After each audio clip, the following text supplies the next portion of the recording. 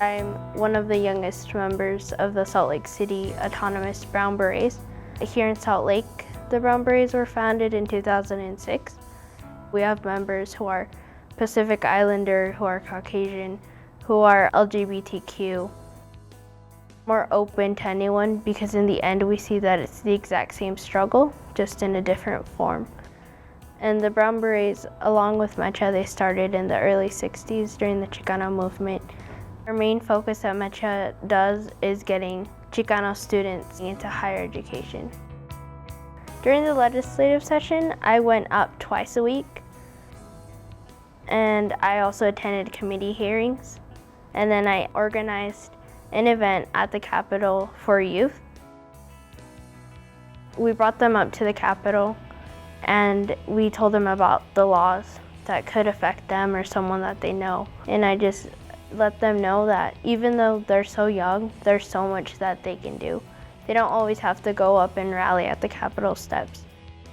A lot of the times we think, oh, we're just kids. No one's gonna pay attention to us. They already have these mindsets about who we are and how we act. They don't think that we care or that it's important. But when kids see that there are people who understand where they're coming from and who respect them, they continue to get more involved. Creating that awareness within them, that's one small step closer to like the bigger picture.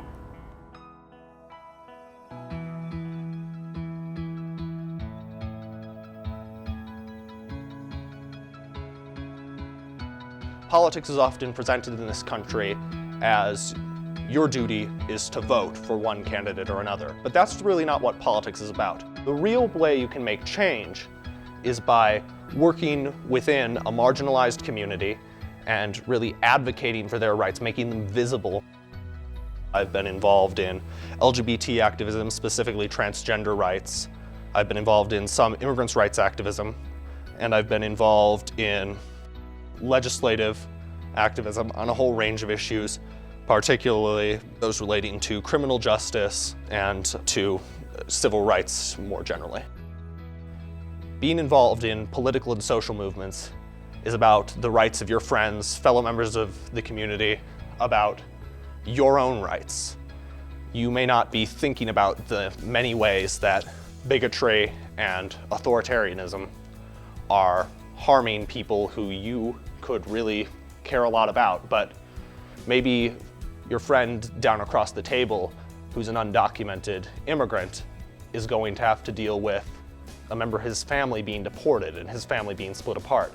Maybe your friend across the table or in the next desk over who's gay or transgender is going to have to deal with the really difficult experience of bullying or of coming out to an unaccepting family pretty soon.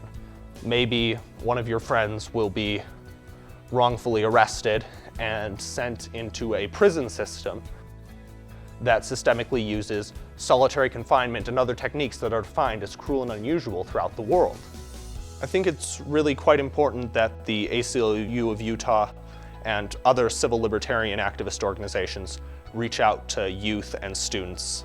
There are plenty of people on the old guard who are doing phenomenal work for civil liberties and human rights, but they're not always going to be here. You need a thriving future for the movement because bigotry is not going to simply disappear. Government abuses of power are not going to simply disappear, and you're going to need a thriving movement going forward.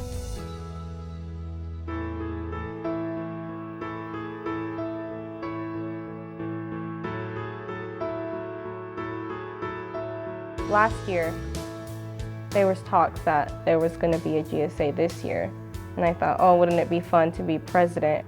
I've never been in a leadership position, so this is my first time and I've learned a lot.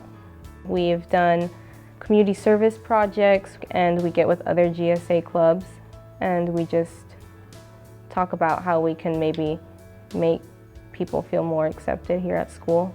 Being a minority myself, I know what it's like to be judged because I take the more advanced classes, so I'm the only minority in there. And I feel that, oh, other people are probably feeling this, so maybe I should go out there and help. When I was in 8th grade, I read a book, which was a house on a mango street. And it really opened a lot of horizons in my life because I've never read a book where a Latina woman stepped out and said, I'm gonna do better for myself and I'm gonna try to get higher. But I'm not gonna go to college and leave. I'm gonna come back and try to help these people get out too. And that just, I was like, oh my gosh, that sounds like something I wanna do. And that's kind of where I got my motivation. And also my mother, she's motivated me to pursue better stuff in my community and help out people. I don't know if you're aware, but in 2053, Hispanics will be the majority.